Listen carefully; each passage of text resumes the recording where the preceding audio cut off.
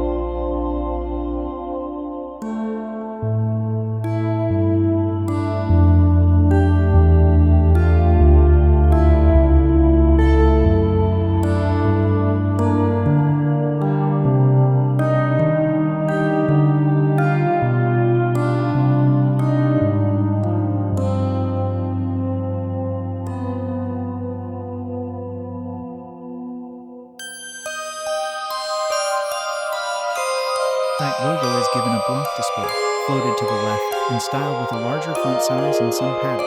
Moving on to the menu, we start by setting the max height of the unordered list to 0 and adding a transition effect. This ensures that the menu will smoothly slide down when it is displayed. The hamburger icon is created using the label element with a class of menu icon. We style the icon's appearance by adding a black background and two span elements that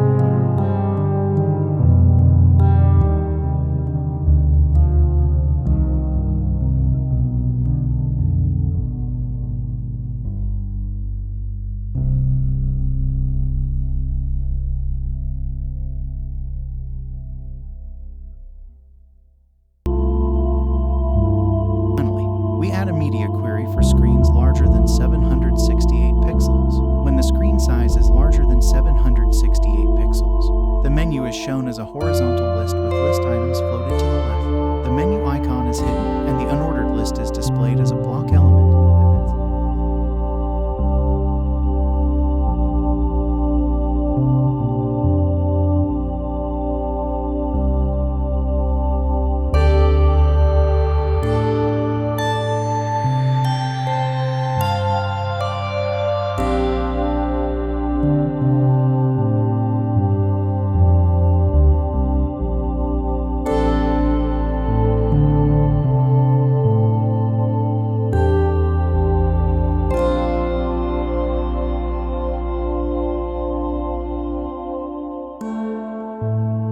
And that's it for this video.